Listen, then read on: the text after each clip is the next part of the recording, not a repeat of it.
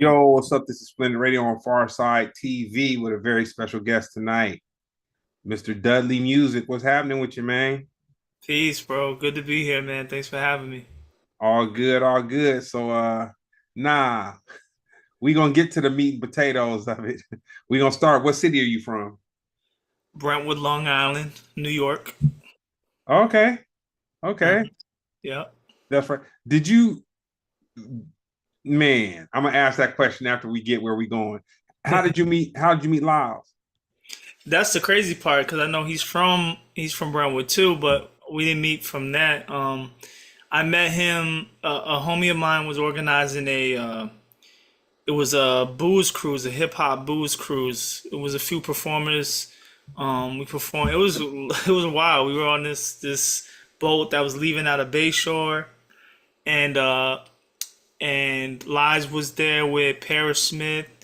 I can't remember who else was there, but that was the first time I met Liz. And before the show, I came on because he was hosting the radio show at I think at Stony Brook Radio, and so I came to do a little interview with him and to speak and promote the show. So that was the first time I met him. Was in that it was at that show that we were on together. Okay, so how did had he so he saw you do your thing then that night? Yeah, yeah.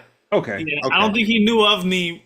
I don't know if he knew of me. I didn't really know of him at that time either. That was the first time we really connected was in that situation. Yeah, I just And I um knew of Parrish, of course, you know. Oh, I mean, that'd be crazy not to. But and I had met Parrish in the past before, but that was the first time I met Lies was on that booze cruise. okay. That's a great concept, man. Yeah, it was a wild show, man. I don't know if I would do that again if I got called to do it again. We were out here fucking rocking around on the boat, it was a little much. I had equipment, I was afraid of it getting wet. I was just, it was wild. That's right. Yeah, I probably linked with him online. No, I definitely linked with him online, and it was probably after the song he did Hmm. with Dave and whatnot. And I'm gonna tell you something interesting. You know, Dave, the most modest dude in the world, man. Just the most man, like Peace. very humble.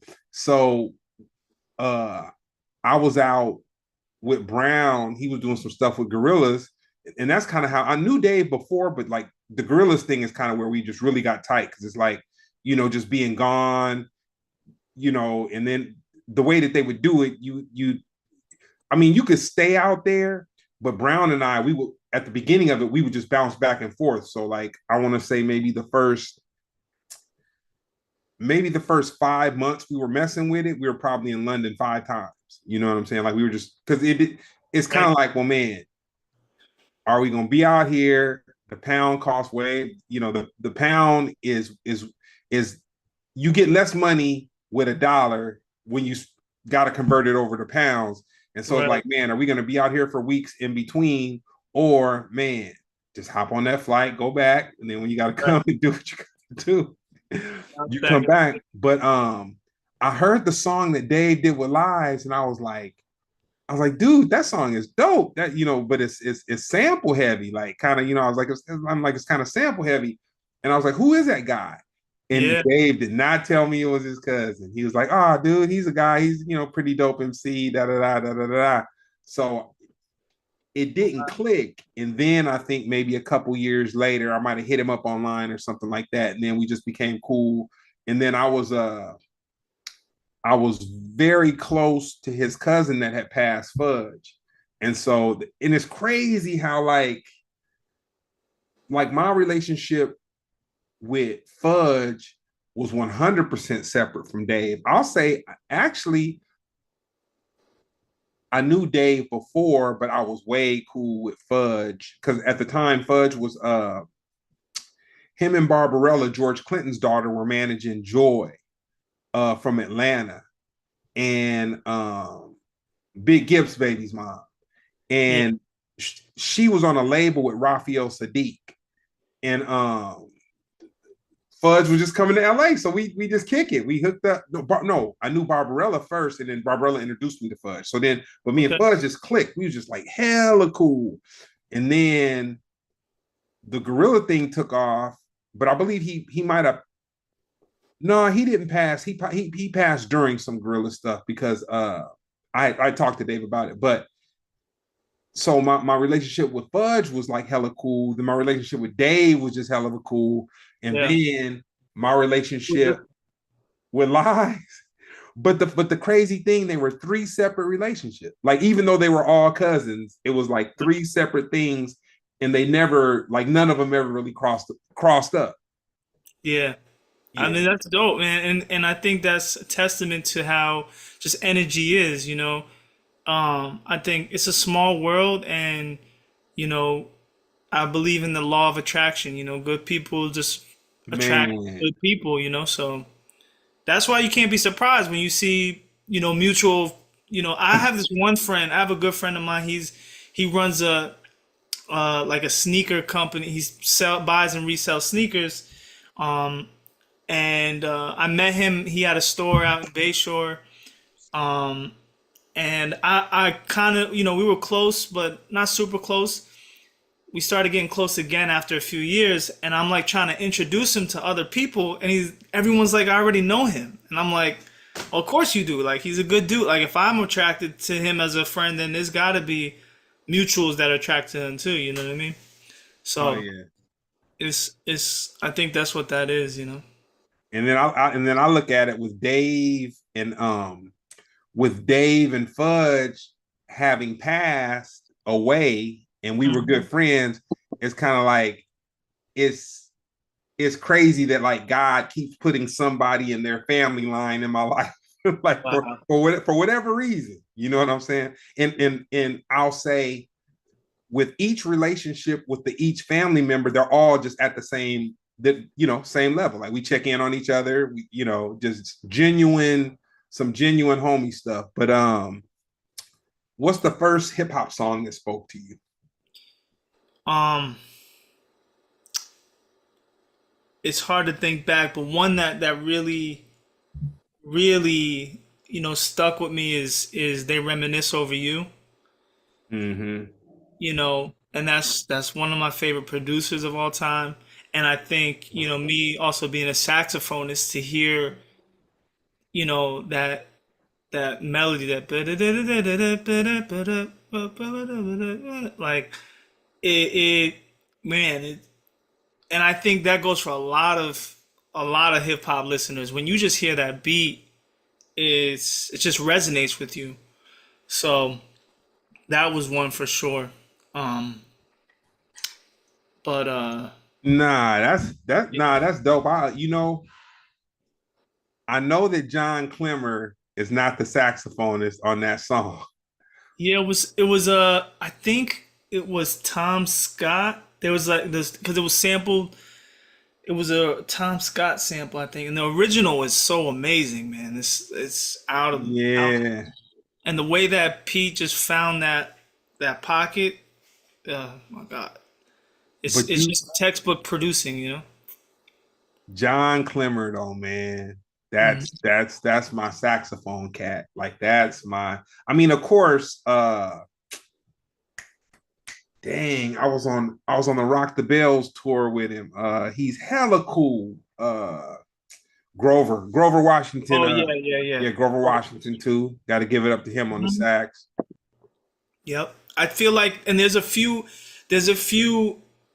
artists like Grover or like that, like they're so synonymous with hip hop because they're like right on the cusp time wise of kind of modern jazz, you know, in a way.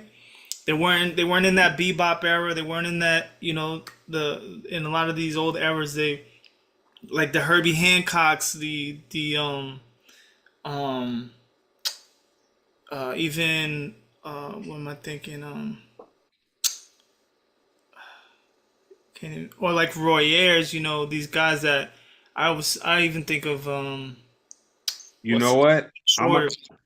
I'm gonna give you a contemporary cat that I purely found out about him, and this was like early, like 91, 92, and I found out about him because I knew a cat who did record promotions, and he had a bunch of the wax. And back, like man, in the like the way that songs were promoted before social media, and you could do reels and all this, that, and other Right. flyers and records. And it was select people, you could call them kind of gatekeepers, that would get living rooms full of wax and flyers. And their job was to get that wax and get those flyers, as many as they could, to influencers at the time, tastemakers. Right. But I'm sure a lot of them got sold and thrown in the trash Right. because dudes got money. But I say that to say Greg Osby, man.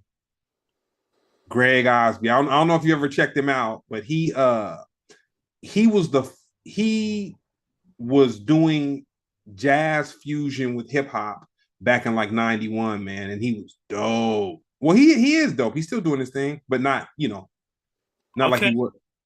Yeah, but check him. He's a sax player. All right. I'll put I'll be doing my homework, so hopefully I already know about him, but I might need a refresher.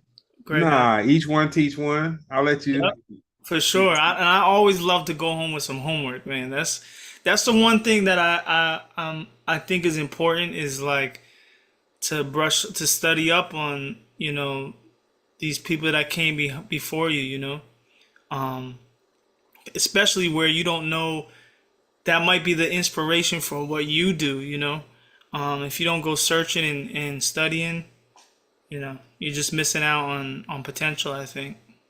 I was a DJ for a while, and one of my favorite things would be to re-go through my crates like every 8 months and Mm, like just look for something that I wasn't, and I would purposely listen to albums because I would listen to albums. Like I would put it on at the beginning and just do something and just kind of go through it. I feel the art of listening to albums has kind of been lost with the way yeah, that our minds kind of I think it's our attention span.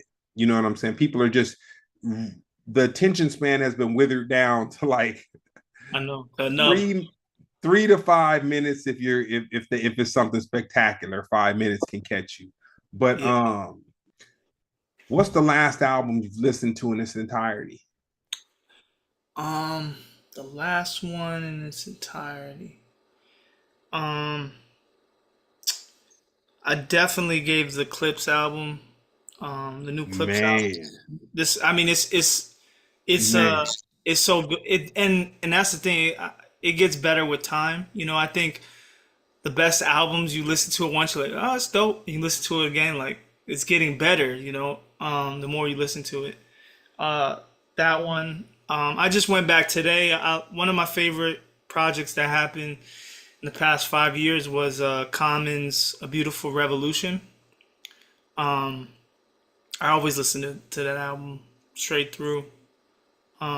But yeah, I'm the same way. I love to listen to the whole project.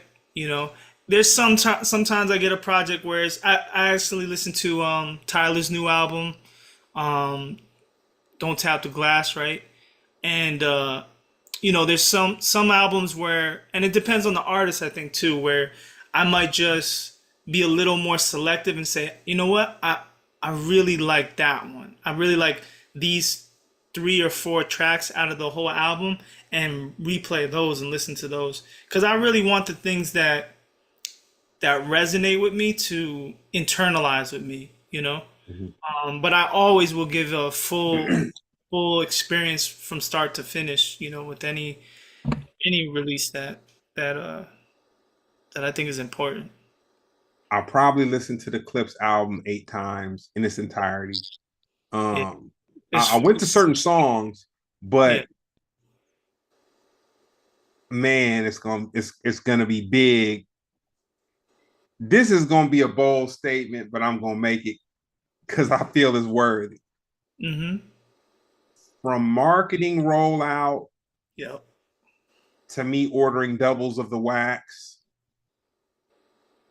listening to the album in its entirety about 8 times, and then probably finding about maybe 5 songs that I was really cool with, and 3 songs that I really liked a whole lot. Like I really liked a whole lot, but still, even with that, able to listen to the album in its entirety like 8 times. Yeah. Um, I think a lot of people can't do the same thing a bunch of times and make it entertaining. It's hard, But man. Pusha T and his brother can do the same thing every single time and Yeah. make it entertaining every single time. Yeah, and shouts to Pharrell for that production too, you know. And I think, man, I had this conversation with a friend before. It's like there's quality of sound, you know. I think there's composition, there's writing, but there's also quality that just makes something like ear candy that you can always that just feels good every time you hear it and listen to it. And that's that, you know, that's where the engineers come in. That's where, you know, and that's where you have when you have producers that have been doing this for so long, they understand that, you know. Um, but yeah, it's such a good album.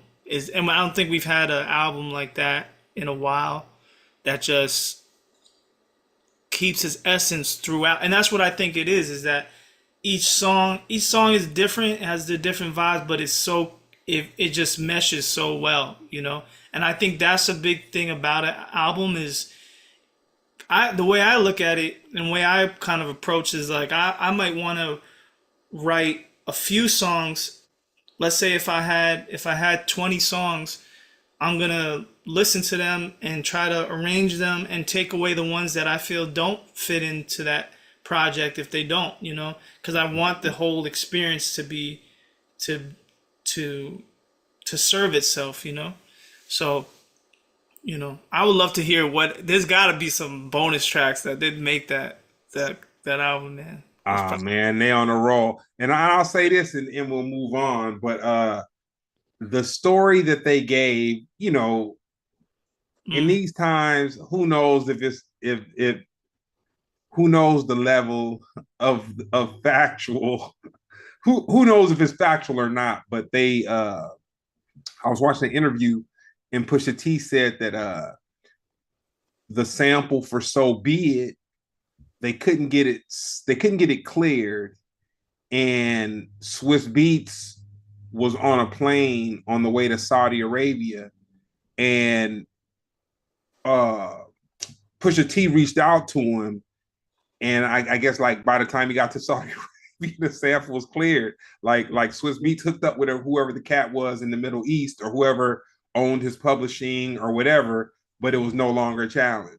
yeah, they even had I think there was something where they had to buy themselves out of All some right. type of record Yeah. stipulation to even be able to release the project. So you know, this was I think this is a historic. There's probably a lot of things that I think we're going to celebrate about this album that you know as time progresses. You know. So I'll tell you the elephant in the room. Me being as large of a Clips fan as I am, Mm-hmm. it used to be the Clips and now it's Clips. Ah, So that's yeah, you know, got to who choose. know Yeah. who, but you know what? I'll take either or. You know what Yeah. I'm I mean, saying? And it just and goes then to I their malice, right? You know what I mean? well then I kind of felt the way because Pusha T, it seemed like he kind of took a shot at Chad, and he was Mm-hmm. like, Star Trek is gone or it's just whatever, whatever. And I kind of felt the way about that because I'm like, man, you don't pile it on, like what. But then at the same time, I was like, well, you know what? I don't know either of them personally, so man, I can't. Yeah. Why do my emotions just automatically want to take up for something? Like, dude, that's I'm not even in. I'm a fan.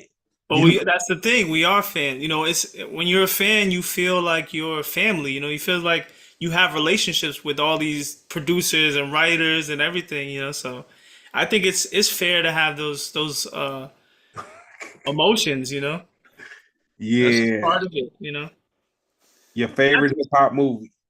favorite hip hop movie. You know, I was think when you said that, I was thinking about that.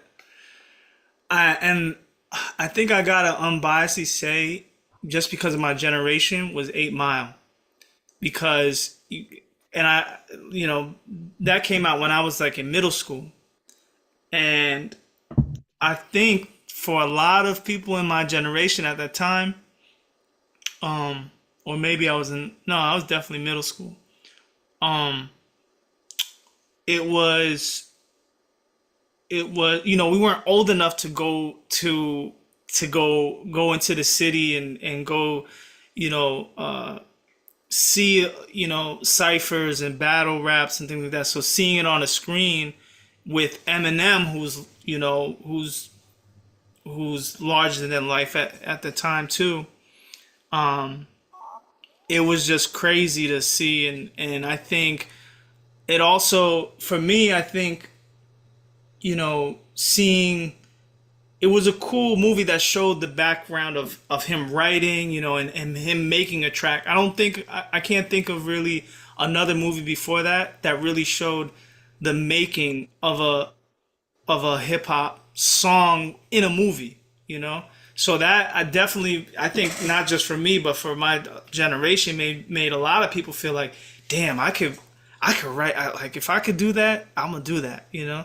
So So I've got a funny little story, and I tell it all the time because it's amazing to me. So when Dr. Dre had kind of got Aftermath going very freshly, got Aftermath going, it was kind of like he left Def. So if you're from the West Coast, uh, you would have kind of heard the streets talking a little bit. So basically, when Dr. Dre left Death Row, there was a lot of doubt on his name, man. There was a lot of doubt, a yeah, whole lot of doubt. And he had to get to the point of where, the chronic and all that stuff. And then it was just kind of like, oh, man, he like, okay, Dre's back.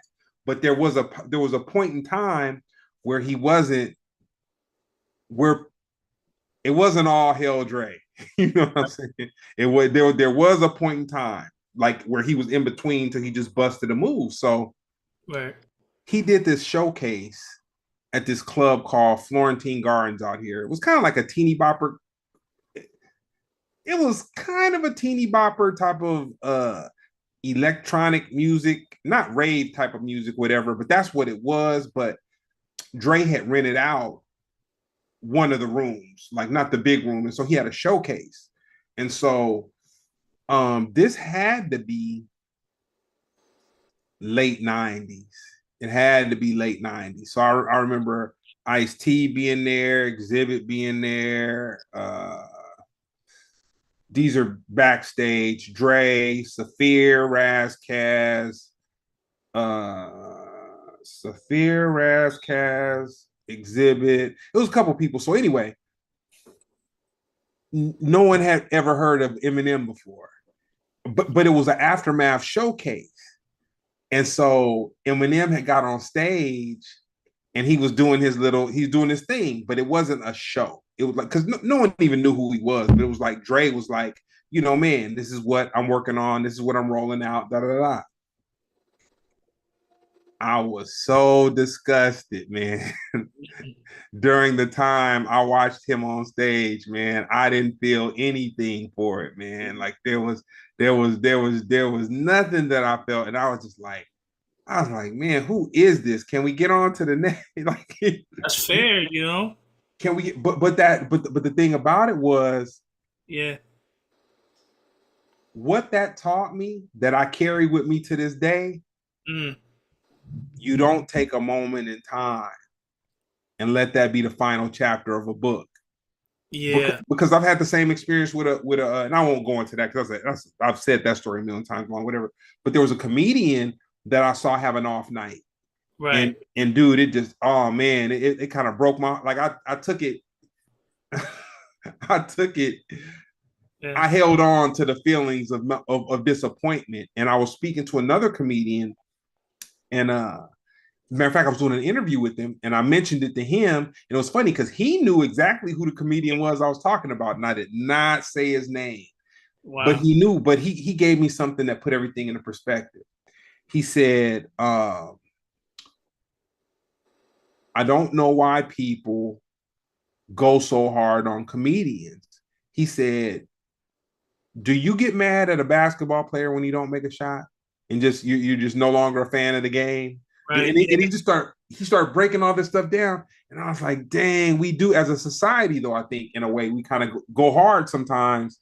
Yeah. And but I've learned to pull myself back and to just I give people the same grace I want them to give me. Yeah, for sure, you gotta,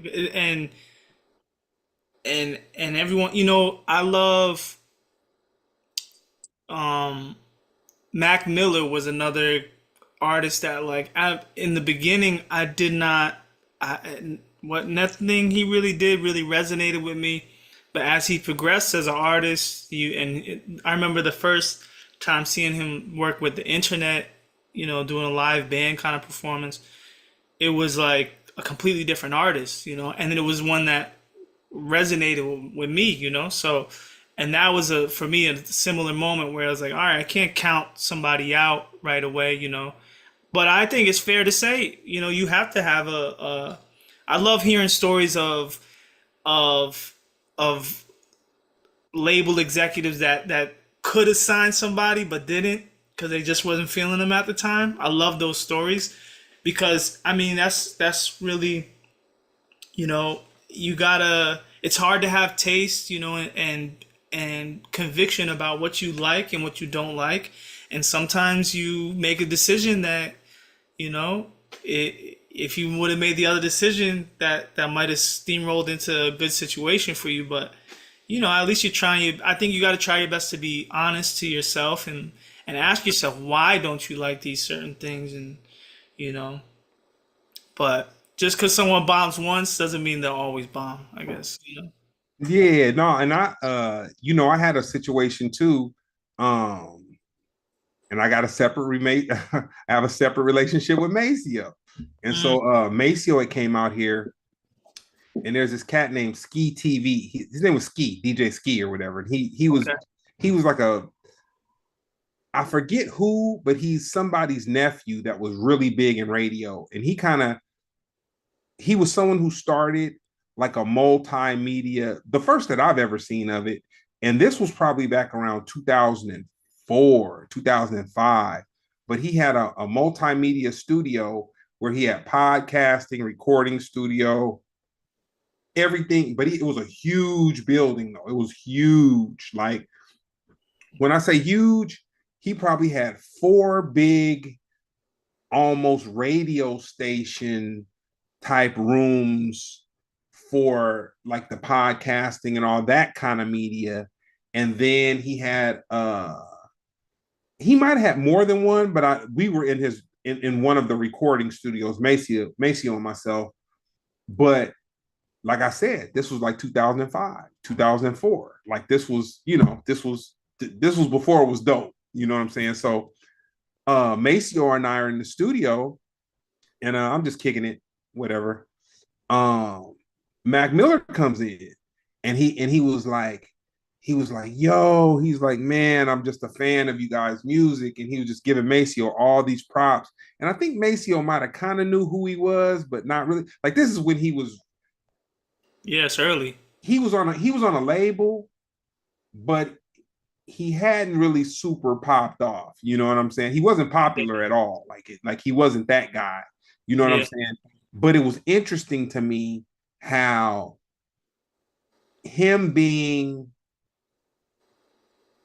well, I shoot, he's close. He was closer to New York than we were. I was gonna say like he was from like the Midwest Pittsburgh. or something like Yeah, that. But go ahead, yeah, he's from Pittsburgh. Pittsburgh, yeah. But he really knew about De La Soul, and he really felt that he needed to, just let Maceo know or whatever. And they did a song together.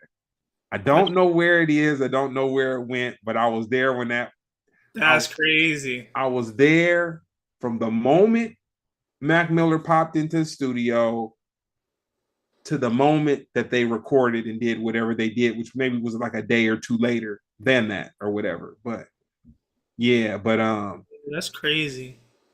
Nah, man, but I think it's very important to give people their props. Yeah. Yeah, and this is a hard thing, it's a hard thing.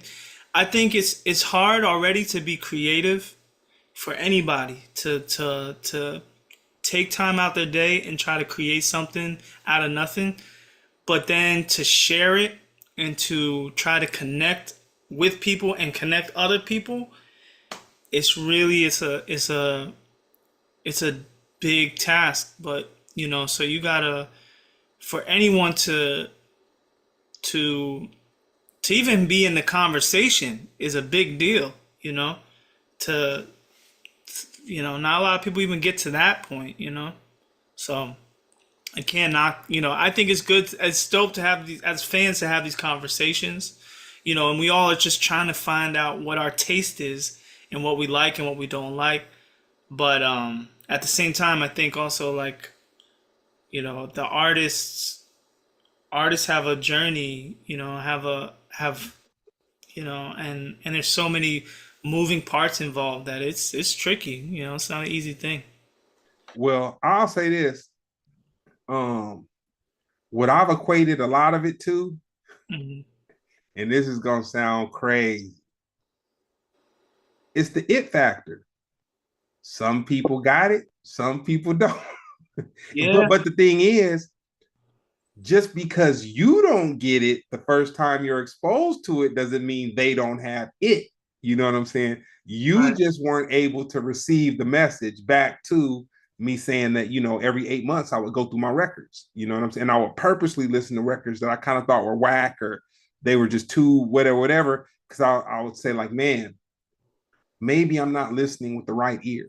You know what I'm saying? And dude, I would go back and I would find stuff. You know what Yeah. I'm saying? Even if it was just a little break, you know what I'm saying? Even if it was just a little break, but I would go back to things that I didn't like, but I would like kind of force myself, like, okay, especially if it was by, an artist, a renowned artist or whatnot. Yeah. Yeah. And I think that's what's helped me kind of open my ears up more when I am listening, is to know, especially when there is an artist that is kind of popular, is that they also is knowing that they also represent a lot of people that resonate with what they're saying. For me, like an artist like Lil Yachty, me personally, I don't have a lot of relatability with him, or his music doesn't resonate with me that much, but I know that it resonates with a lot of other people, and you know, it's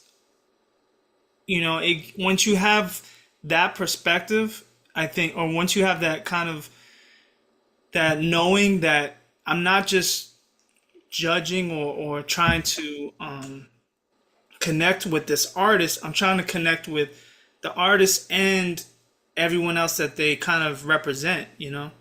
So, but yeah, I mean, most that's us as people. We can be closed off to at any time. Just like when you go into work and you know there's 20 other coworkers. Are you really ready to receive everybody's energy, in that day? Some days you don't want to receive anyone's. Some days it's just one person. Some days you're ready to talk to 10 people, and it's just, I think that's just God, just sets you up sometimes to receive things, and you know you got to ask for that though. Well, I'll say this, man. I would not have gotten a career doing A&R if it was left up to me and how I felt Eminem worked it out at that showcase. Cause I was like, man, he almost made me a little mad, man. I was almost a little mad. Like, whatever. But the lesson that it taught me, everything's not for me. And it's not supposed to be for me. But to what you just said, that does not stop me from having the level of respect for what a person, when I can see a lot of people gravitate to something that I don't necessarily gravitate to, I don't say that it's bad. I say there's something going on with my connect with, you know what I'm saying? Like it has to do, put it this way. Uh I'll give you a comedy one. and I know this is before your time, but Eddie Murphy and Raw. Oh Like, yeah, I used to watch Raw. Like I watched Raw like 7 to 8 times with my brother as in middle school. So even though uh-huh. it's before, that's before my time. It's the greatest stand up of all time. But guess what? Mm. I've attempted to watch it 12 times, never watched it more than Dang. 10 minutes, and I can't connect to any of it. Wow. That's crazy. I was cracking up in middle school watching Raw. But Yeah. I love Richard Pryor. Yeah. I love Red Fox. I love Lavelle Crawford. Hmm. I like Deion Cole. I like, some whatever. I'll say right now, um, my favorite contemporary comic, Okay. Lavelle Crawford, man. He's so gifted, man. Yeah. He's so gifted. And if you want to see something, if you watch his interview with Shannon Sharp, it's pretty brilliant, you I know. might have seen some clips from it. Yeah, I watched it in its entirety a few times, and it's pretty brilliant, man. He's what I like about Lavelle Crawford is that he's a gifted comedian, but he's not a bully. But he'll Yeah. bag on somebody like when he was kind of going back and forth with Shannon Sharp a little bit, you definitely could tell he was pulling the punches and he could have destroyed, but he's not a bully. You know what I'm saying? Where I see other comedians and then that's just their thing. You know what I'm saying? They get off on like being, and that's not funny to me. You know what I'm saying? Like Right. Right. that will be like you wanting to battle a Yeah. Yeah. sixth grade non-prodigy musician. You know what I'm saying? Like, dude, like, come on, man. You don't gotta do that. It's funny. Like I was just, I forgot who said it. There was a comedian that was saying, there's a lot of comedians nowadays that have to do other things besides write jokes, like to kind of stay relevant and stuff like that. And I was just thinking about, a lot of times on Instagram, TikTok, and stuff, you see these pranks. If someone goes into Home Depot and pulls a prank and messes with some random stranger, and I'm like, after a while, just like gotten to the point where it's like, there's sometimes it's funny, but it's kind of it's not the kind of comedy I want to subscribe to anymore. You know what I mean? It's like I like and there's not an art to it like it is writing a joke. So, but yeah, I think definitely, there's I think stand up comedy is one of the hardest art forms of all time because an MC gets to hide behind a beat. You know what I mean? A comedian, they're stripped down. They are straight. And every joke is either a blast or a bomb. So it's definitely. I think it's if you're a great comedian, you're an authentic artist. You have to be.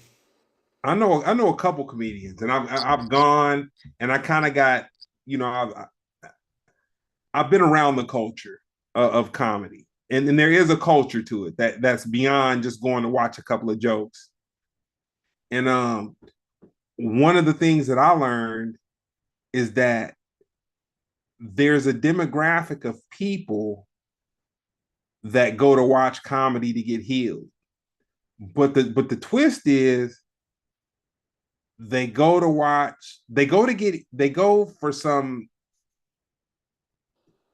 comedic relief, but they go to receive comedic relief from someone who's going through their own drama, but they turn their drama into art that Hmm. relieves the people that are coming for the comedic relief. And it's just that circle, that whole loop is crazy to me. And like Yeah. it's interesting for me to watch and talk to comedians after they get off the stage. And it's like,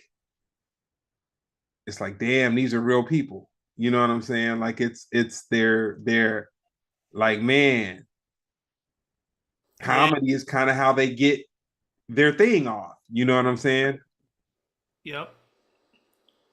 So right now, I guess when it comes to new music, I see a lot of ads on social media, Instagram or whatever that kind of turn me on. And then with the algorithm, when you follow someone or whatever different things pop up that are it's the AI Yeah. learning you and learning what you like and what you don't like and all that kind of stuff. But for you, how do you find new music? Um, it's funny you said that too, because today I was on Instagram and I saw a comedian talking about an artist that he found on TikTok, and I just went to go look at his, and I heard this artist, and it was super dope.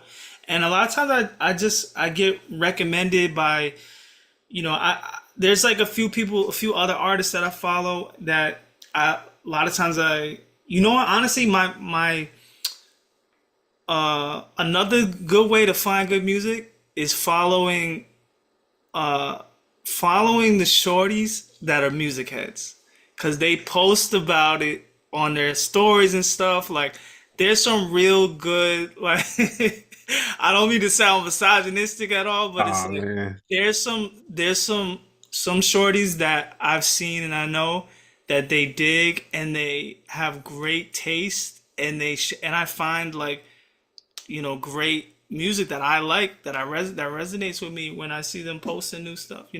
A lot of times, I think also in hip hop, we get, uh, you know, we get geeked out. We want to hear the same names all the time. Sometimes we want Mhm. to hear, and I get geeked out when I hear, like I love, actually, another album I listened to front to back was Victory, Slick Rick's new album. I thought it was great. I thought it was dope. I'll listen to it. You on that recommendation.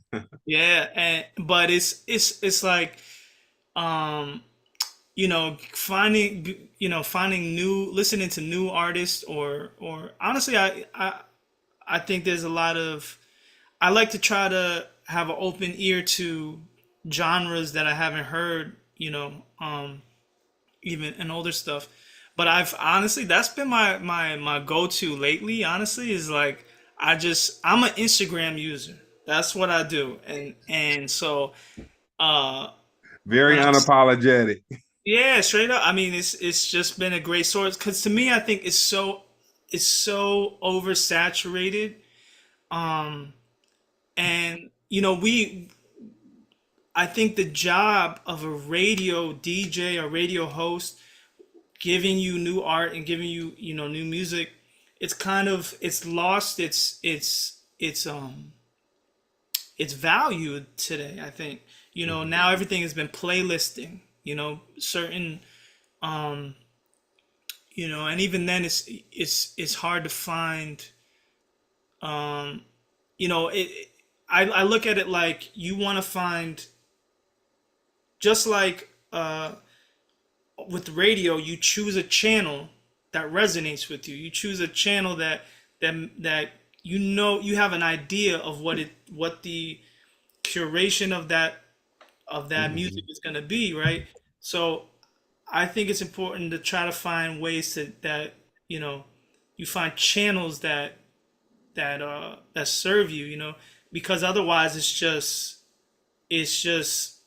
I think the algorithm is just chaos, man. It's just sending you everything and everything, and there's not enough time in the day to even to dig into everything that is put in front of your face. We need tastemakers, and we need people that that that kind of do that for you. I think of it like a host at or a waiter, right? A waiter says, you can ask, hey, what would you recommend? Because this menu's got 20 things on here, and I really don't know what to choose, and I trust you. I think that serves a purpose. So just for me, I found it from some fly shorties that listen to good music. Yeah, man. Yeah, man. I don't have the energy for that one, man. That I don't have the energy for that one. But Not to say that it's not effective, because if it, hey, I don't think that you would lie about it working or not. You know what I'm Nah, saying? If it works, then that's what it is. so far it's just this season now. It's this season now. This has been cool for me. Nah, man, you good. You good. Tell me Yeah, this. yeah, Sax versus the flute. yeah. You said sax versus the flute. Yep. That's a good question. The sax is what I've been playing the longest, and um, I think it's super versatile. But the flute, man, I fell in love with. You know what it is? It's like the flute is like that like I've been married to the saxophone this whole time, but now I fell in love again with this other beautiful thing. You know what I mean? That like I think the flute is so good, and I never realized it. I learned the flute later on in life, and I never realized how versatile the flute is too, and it sounds so good on so many different things. Um, and I just enjoy playing it too, but uh it's really hard to. If I had to choose one or the other, though, it would be the saxophone. That's my first love. So when I was in band class, I knew a couple cats that played the sax and then played the flute, or girls, and not to make it like a gender or whatever, Yeah. but I also knew girls who played the flute and then played the sax. Like it was Yeah, the it's woodwind instruments. That's just very. what. It wasn't too hard for me to learn the flute. It's just learn. There's a lot of similarities with the fingering and stuff. Mhm. Um, and it's funny you say that too. Like I teach lessons sometimes, and I found I see how in schools and stuff they discourage, or parents too. They just sometimes discourage boys from playing the flute. Um, and and it's funny when I perform and stuff. No, I'll whip out the sax and they're like, "Oh shoot, that's dope." But then when I pull out the flute, they're like, "What the hell? He's playing the flute!" Like, Nah. and I think really I think also you don't see a lot of flute players, but you don't see a lot of males playing the flute. It's because of that silly ass reason. But Yeah, nah. I said, man, if mhm. you dope, you dope. Whatever it is, you know what I'm saying? And that's music to me. Music is medicine, man. Music it heals me, man. I think being an artist is first it serves two functions: is one to heal yourself, and then connect with others. And so for me, like it feels good when I play the saxophone, and it feels good when I sit at the piano. It feels good when I play the flute. I don't give a shit what no one thinks. I don't care if people think my shit is horrible. It's making me feel good. So So, um, I had a couple guests mhm. who, um, they kind of surround this band that I was able to experience in New Orleans, and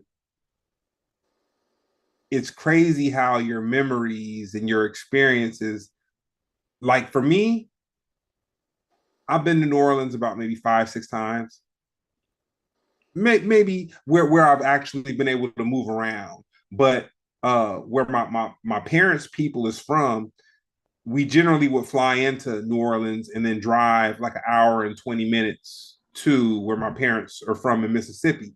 So it wasn't until this year where I talked to three different people that were part of this band that I was able to experience in New Orleans.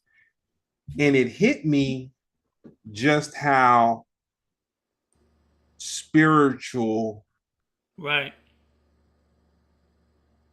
and musical New Orleans. It's a very special place, I man. haven't I haven't been yet, and I've been Oh man. I'm messing up. I gotta get there ASAP. My homie just lived there. He's like, "Yo, you gotta come here." I'm trying to just move there. I gotta get there.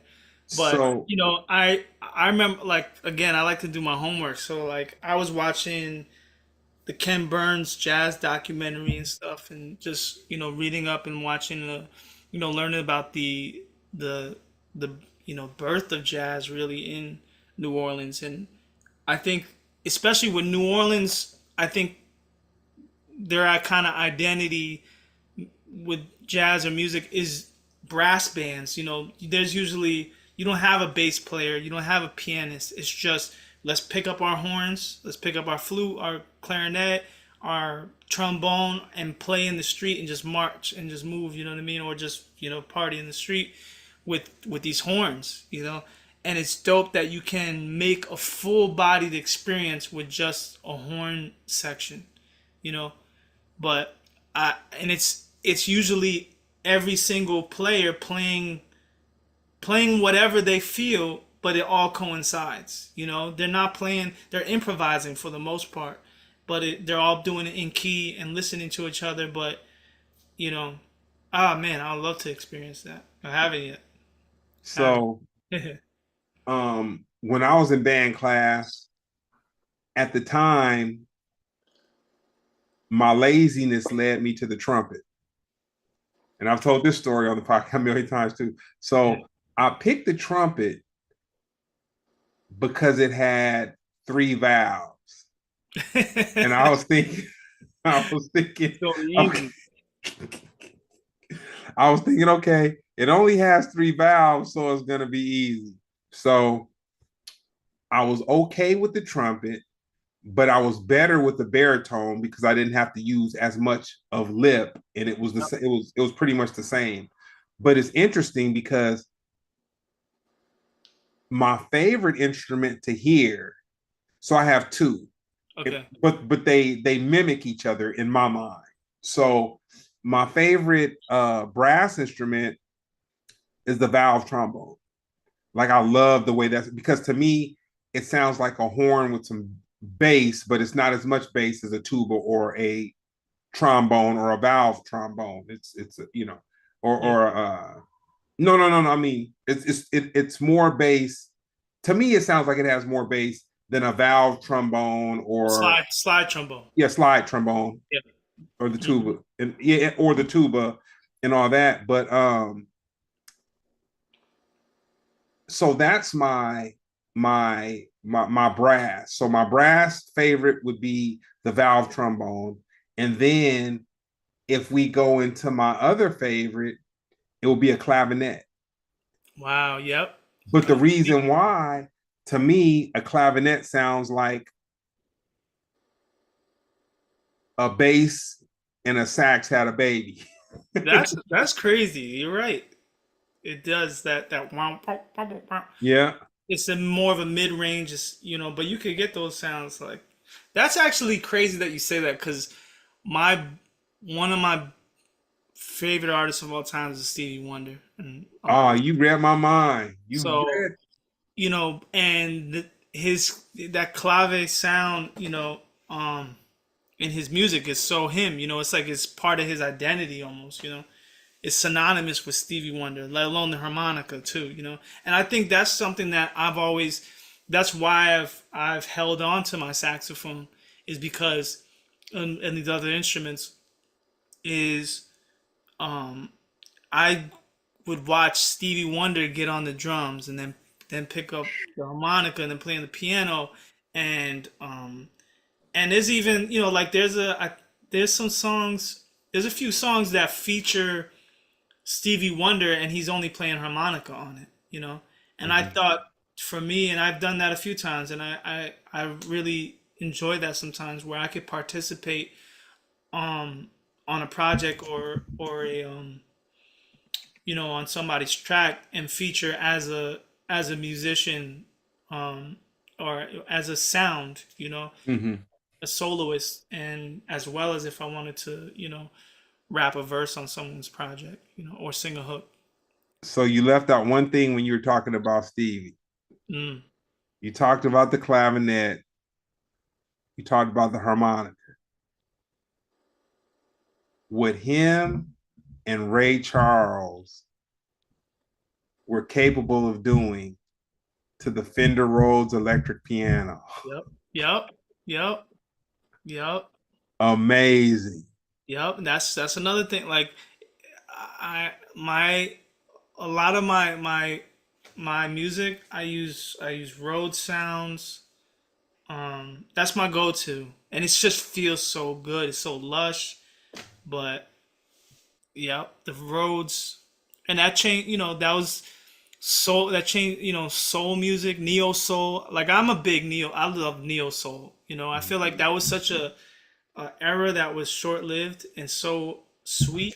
You know, um, but like yeah, for sure the Rhodes, clavinet, harmonica. I mean, man, it was interesting. I just started reading this audiobook with about Stevie, and they were talking about how on one of his albums he started uh messing around with the synthesizer, and he Mm-hmm. had the synth in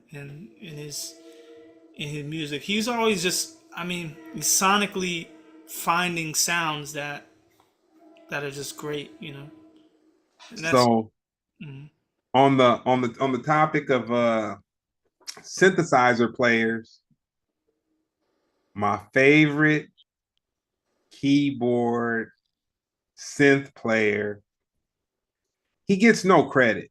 I mean, he gets credit in a very small pocket. Um, Mr. Bernie Worrell. I don't Um, remember anymore. oh man. Okay, you got some more Okay. homework?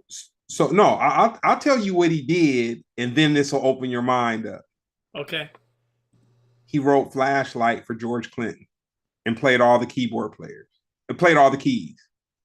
And George Clinton has said, and so Bernie had a documentary, and George Clinton was like, he's the only person that I know that can play like 8 keyboards at the same time, and none of them step on each other. They just go. And then they go to a clip where I want to say it might have been Most Def, and he was just like, man, he invented sounds. Like he really and oh, okay, so I'll tell you who else. He played the synthesizers for the Talking Heads. Damn.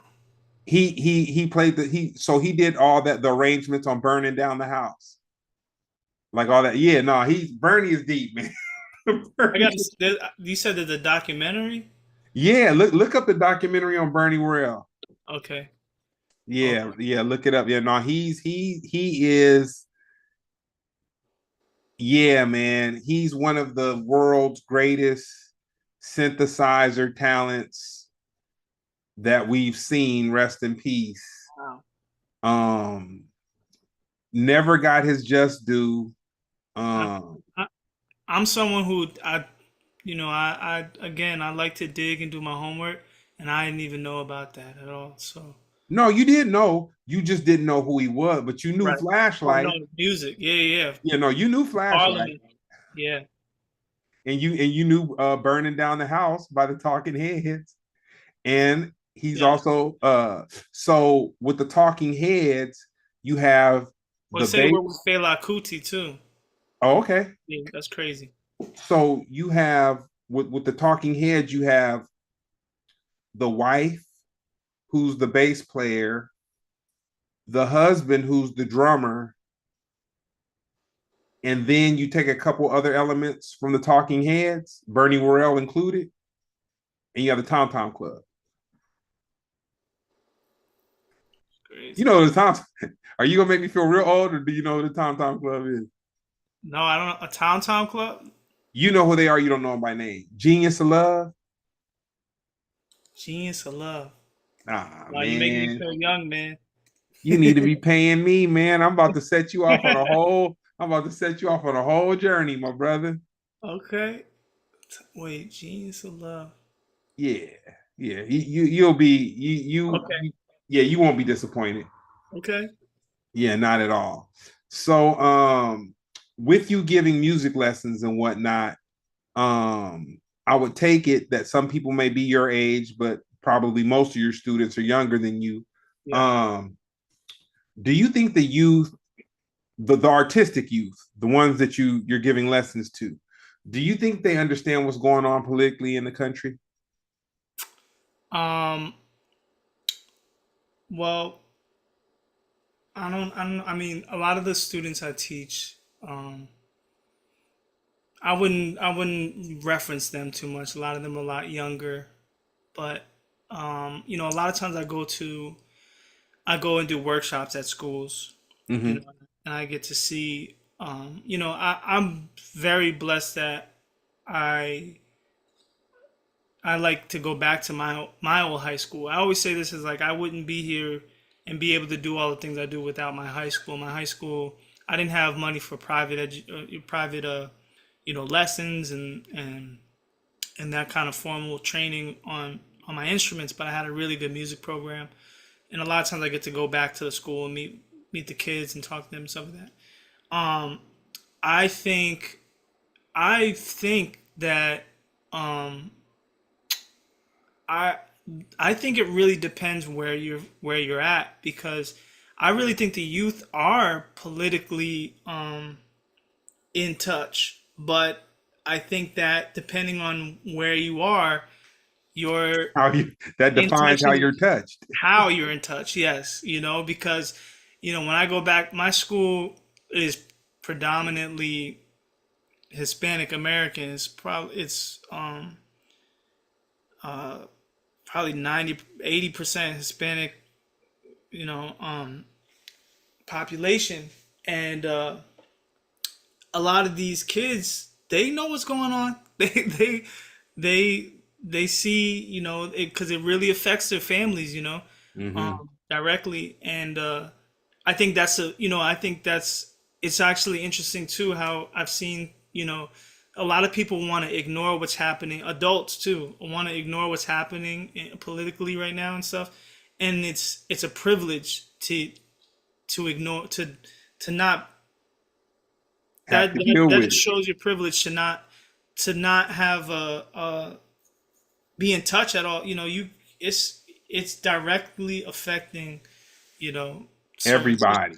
yeah, it is. It affects everybody, but people don't, when you're comfortable, you don't realize, you know, how it affects you sometimes too. So, but I think that um I think the youth Okay. are getting. I think, when I was in school, we didn't have smart. It was a little later before we had smartphones, and Mm-hmm. to really access the internet, we had to go home, get on the computer. You know what I mean? Mm-hmm. So today, I think that the youth are, they're TikToking and getting a bunch of dumb stuff, but I think they're also getting a lot of um, the things that are going on too, which I don't know. I mean, for some of it, I mean, it's overwhelming for me. I can't imagine Oh man. being being in high school and just being bombarded, day after day with kind of the nonsense that is existing today. That's just how So I so for me, um, I live in a highly Hispanic area. I'm definitely the minority for feel. sure. Hmm. Where I lay my head at, and I've seen the effects of the craziness, and living in California, I've seen the effects of the craziness happen within 5 minutes from my house. I've seen the effects of the craziness happen 5 minutes from my job, my office. You know, where it's something that may sound small, but like two car washes are no longer in existence. That's crazy. And these were car washes that were full of cars, and they weren't hand car washes. They were car washes where people drove through the little thing, and the people kind of did something at the beginning and they do something at the end. But I would say both of the places employed like around 20 people a day. You know what I'm saying? And so it's like those people are just where it hit me. I was driving past one of the car washes, and Hmm. I don't know how they do it in New York, but if there's a something that goes out of business, in order to kind of deter people like vagrants or just whatever, they'll Yeah. put chain link with a green tarp around it. And so um m- my office, I've been there since like 2000 and maybe six. I've been there since like 2006. And so I've seen this car wash like thousands of times would be a fair assessment, thousands of times. And so for me to drive that way and to look and to see the tarp, and I'm just like, damn. And in the crazy part about it, there was actually footage on Instagram when it got raided, and the people are running around and scurrying, and they're being chased and whatnot. And it's kind of like, dang, you know, It's real whoever's doing. barbaric, man. Well, the thing is, whoever's doing this, you're picking at the you're grabbing at the low hanging fruit. Like you're not like what you're doing Yeah. is not really making an impact on anything. Yeah, that's not And really this, making. these are the most vulnerable, some of the most Man, vulnerable people in our society. Like, it's these people have to defend themselves. I was just seeing something recently here. It's like, they're being detained indefinitely without bond. You know what I mean? How do you have uh you know it's just so sad and terrifying, for these.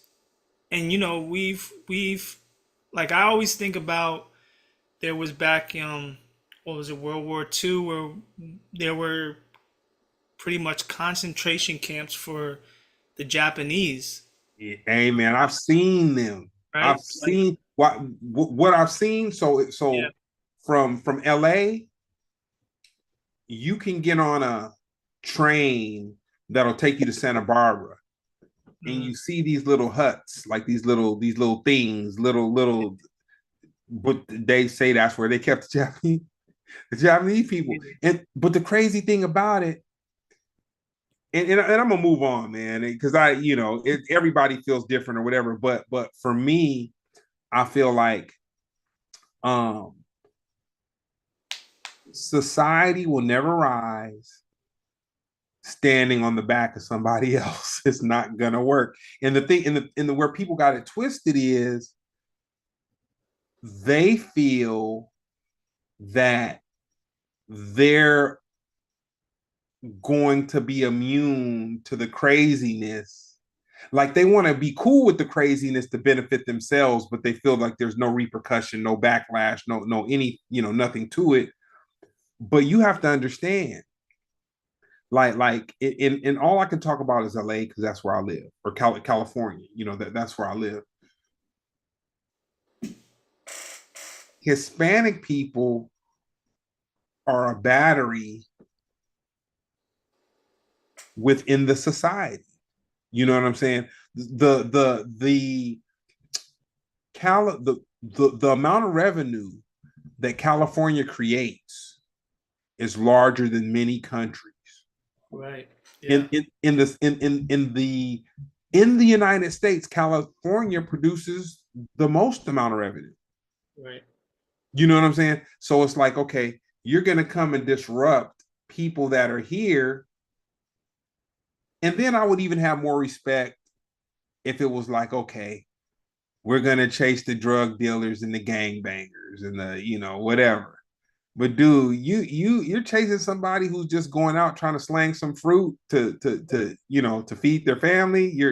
You're somebody trying to sell some tacos. Somebody trying to it's like I And don't like bullies. I think also it's just like, we all, and that's I think, there's certain people that realize there's a system, you know what I mean, that creates. I like, I kind of don't, the conversation of, we got to get drug dealers and gang members out of the situation.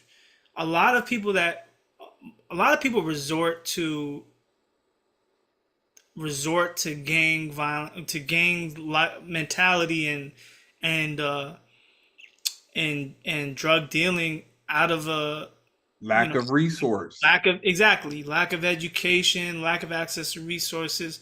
You know what I mean? It's just like, so, and it's all systemic. You know, there's you know, you we know that, and it's, so what happened, a quick story, I'll try to make it quick. When this president was running for the first time, he Hmm. came specifically to my town, which I I told you. remember. I remember that. I Yeah. remember. Like I said, I was predominantly Hispanic, Yeah.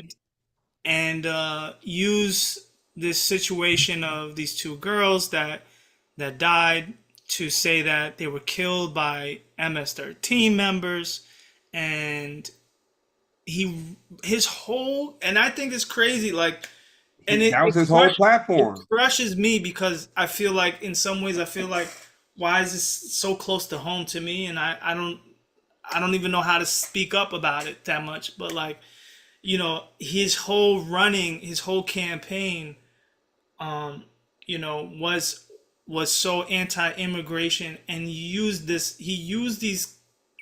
this tragedy in my hometown, and um and then took the family with him, right, and went on his campaign, touting and saying this stuff. And and I think about this family too, how, you know it sucks that, I it's like, could you imagine if your child was killed and you want justice, and the president of the United States is saying, we're going to find justice for you. I don't care. It don't care if you agree with them or not. You're going to say, yeah, I'm on board. Yeah. You know what I mean? And then the crazy thing was, about a year later after the incident, they had a vigil for this for this girl who passed, and there was an argument with the mother of one of the girls, and the mother got ran over by somebody and died. Dang. And I think there was, I don't know if there was even justice for this, for that was served for this lady that just ran over a lady, and where's the president now? Man, You man. just took this lady all across the country to to run your, to set yourself up. Campaign for you. You Yeah, know what though? you know. The whack part about it, and I'm gonna leave the political part Hmm. right there. He panders to the ignorant. Yeah, And yeah. so you have people, and like when you were telling me that story, like what Mhm. the gears in my mind, what was going on? You had somebody who went through a very traumatic situation. You had a person that the person who was traumatized could kind of look up to and feel like they could be comforted and feel like they could have somebody advocate for them. Yeah. But the person that they looked up to was a predator. You know what I'm saying? And they got exploited. You know what I'm saying? Like the whack part about it, but no, man, I appreciate you just even sharing all that with me because you did make me knowledgeable about something that I really wasn't knowledgeable about. But at the same time, with most people I talk to, I ask them the question about the youth because it concerns me where the youth are right now, and just with all of it. Because I'm 53-year-old grown man. Yeah. It overwhelms me, and I've seen a lot on the news, and I've Yeah. experienced a lot in my personal life. You know what I'm saying? As far as tragedy and stuff like that. So when it comes to the youth, I hate to feel like I dismiss them, like these kids is just absent and they just want to dance on they want to dance on social media and sing songs and show feet and you know eat food, show what they're eating on or whatever. I want Yeah. to feel like there's more to it than that. But if I honestly take a consensus, most artistic people that I talk to that I ask the question, it does make me feel hopeful. Maybe people don't interpret it the same way that I'm interpreting it, or how I feel, but then I've been on the earth a lot longer than a youngster. So I will look at things like, put it this way. Um, my family is I'm gonna use this term, but I'm gonna use it as the definition, not how people have tried to exploit the term. But my family are they're foundational Black Americans, which means like we came from slaves. That like that's just what it was. You know, we did a little bit of mixing. Our people mixed with Indians a little bit, but we came from slaves. That on a boat ended up in Mississippi, picked cotton, water, you know, whatever slaves. So being a foundational Black person, I understand how people that don't look like me can do little things to take away my liberty. Yeah. And I can see how the liberty of my ancestors was definitely taken away. You know what I'm saying? So for me, it's kind of like when I see what's being done to Hispanic people, my mind is like, oh man, this gonna get everybody. Like it ain't like, Right. you know, like in a very naive way, you could look at it like, well, okay, we're just gonna get all them out, and it's just going, nah, that ain't how it worked, man. That Yeah. ain't how it worked. No. That's just where they start to soften everybody up to get everybody kind of numb, or like you're not really tripping off of it, Right. and then you get the old one Tuesday. But anyway, once again, man, I thank you for having that part of the conversation. I'm Yeah. about to wind things down with a.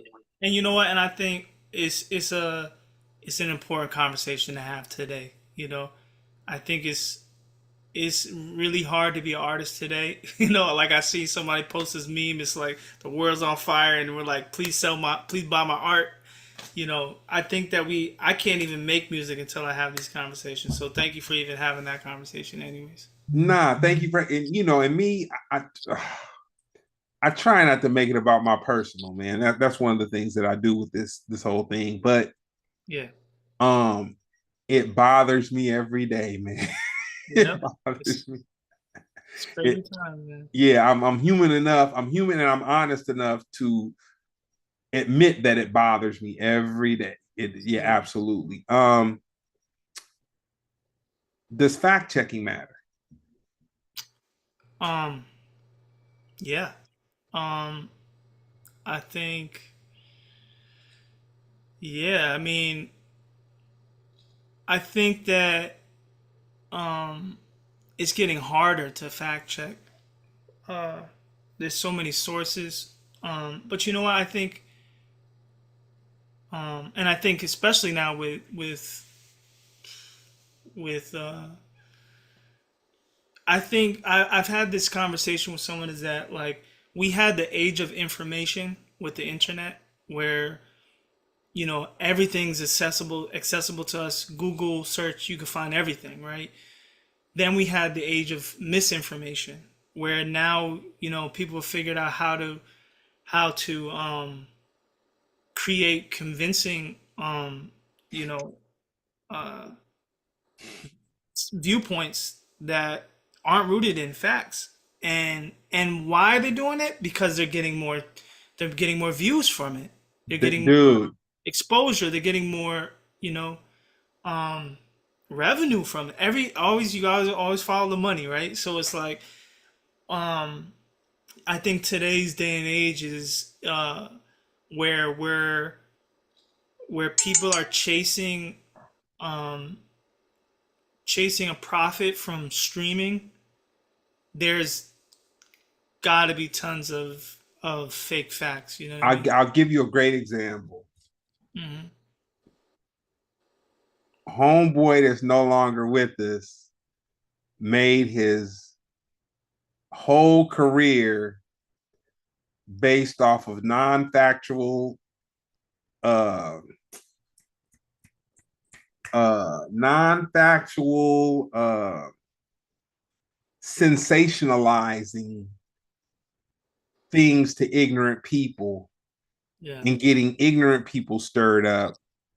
But I'll tell you where God or the universe showed up at least 1 out of 10 times in his forum to mislead people. Mm. There would always be that educated person that would debate him and that would be there. And if you don't have to be to the left or to the right, but if you just listen, and that's one thing I'll say. I never thought I would listen to talk radio. I was like, man, why would you listen to radio that ain't got no music? Yeah. While I was younger. Right. But then I began to like talk radio because even if you weren't down with the conversation, on a good show, you could have two educated people give both of their viewpoints, and then it leaves it up to you to kind of pick. Like I won't say that everything on the right side of politics is wrong and everything is on the left side is right. I don't look at it like that. I look at it like, man, if you're saying something that makes sense to me, I'm with it. You know what I'm saying? Yeah, yeah. like, That's like, debate. Like, makes sense, with your arguments. yeah, I'm like, man, if it make, but and the thing is though, I'll give I'll give anybody the grace to make something make sense to me. And it's so funny because when I talk to people in business and in my personal life, that's one of my favorite things to say to them. If it's something that I don't understand, I'm very open with saying, please make this make sense to me. If you can make it make sense to me, Yep. and if you're as passionate as you are about it, Right. you'll have the patience to articulate it to me to Right. make it make sense. So, with that being said, if you had a biopic, Yeah. what would be the title? I think it would be maybe something like Lost in Sound. Okay. I think that's what it'd be. And I think because for two reasons. I think it has the double meaning. I think I I feel like um music has always been a safe haven for me. It's always been something that uh I really just get lost in, and I can stick to it. I've tried a lot of things. I played ball, basketball, skateboarding, football, done a lot of stuff. Nothing's ever stuck like music. But another thing, I think I look at it kind of like being lost at sea and growing up. And I know this is a conversation, similar conversation that's been had with the OGs from Long Island too. Is that being on Long Island is really I don't think a lot of people that aren't from here can understand it. Whereas you're so close to New York City and the boroughs, um, and you have so much influence, so much hip hop influence, but the and there's so many people that love and consume and um, the culture and stuff, but there's not a lot um, of it reflected in our environment, in our community. And so I do a lot of, and I've done for the past few years a lot of community building out here, and and and doing my best to contribute to having an experience that is an extension of of the city, hip hop and jazz and music culture. So I think that's why I would call it Lost in Sound, because there's times I'm out here and I feel lost at sea, in my little. But I feel like I got a nice ship to sail in. So Yeah, I man. I ain't mad at it. Look kind of nice to me, kind of cool to me. Yeah. Um, who would you have play you? Damn. Um, who would I have playing me? I think I don't know. Shit. If I'm just going off looks, I'd say Eric Andre. but but no, I think my mannerism. Um, I don't know. Shoot, that's a hard. You know who? You know who? Probably. Um, I think there's uh there's an actor that was on the what was that show? Damn. There was a hip hop actually there was a new Marvel show that this actor was on. I just seen him and he was actually on I Hamilton know too. exactly who you're talking about. Yeah, he was on And Hamilton. people hated on that Marvel show Yeah, because I honestly didn't like it. I just watch everything Marvel. It was the new Ironheart. I loved it. I thought it was And okay. It was a little corny. negative. People was hard on it because they wanted That we actor, don't but have that a actor who played the villain, that's yeah, what I know what I you're talking about. I know yeah, he had the cape. He wore the yep. cape. No, I know. That's who I would have played me for sure. Yeah, no, I know exactly who you're talking about. But I've got to defend Ironheart Yeah. because, first of all, you can't look at it in the same vein of Black Panther. You No. like you got to let that go. Like so, if you're consuming Ironheart, you got to let Black Panther go because it was more to me. Ironheart was the most one of the most Disney things other than Guardians of the Galaxy that Marvel and Disney have partnered on. But it was cynical. To me, Ironheart was cynical. Like it had the Disney romanticisms and the whole little, like all the little funny, snarky, quirky stuff and all that. Yeah.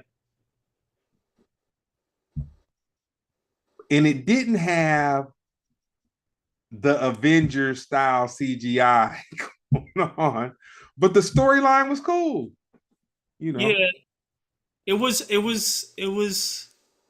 I thought that, a cool takeaway from it was, and I honestly I've been in this season right now is a good conversation about grief. This the whole time is this character just struggling with grief and not being able to and trying to, and being a workaholic, in a way. So I appreciate the Oh, I can relate. take on for sure. For sure I can relate. So I'll take that. I just think um uh it just wasn't my favorite. That's all. People, hey, But two that's all right. two things. People need to go easy on Iron Fist.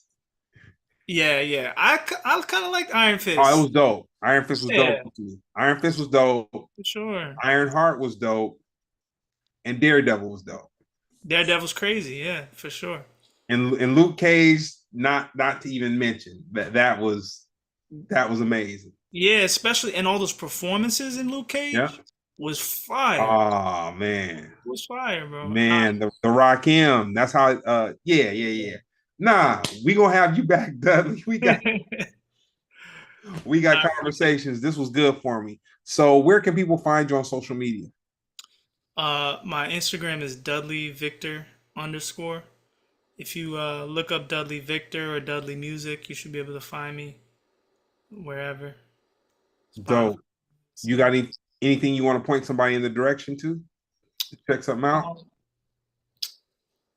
uh, no, I would say definitely connect. Right now, I'm in a season of I'm trying to get myself organized. I'm building up my studio right now, and I'm definitely working on some building with other producers and things like that now. So the best way to tap in, like I said earlier, I'm an Instagram man, and that's really the best way to stay in touch with me. So definitely, if y'all listening, tap in on Instagram at Dudley Victor underscore. Dope. Well, no, man. With that being said, this has been another episode of Splendid Radio on Farside TV. I appreciate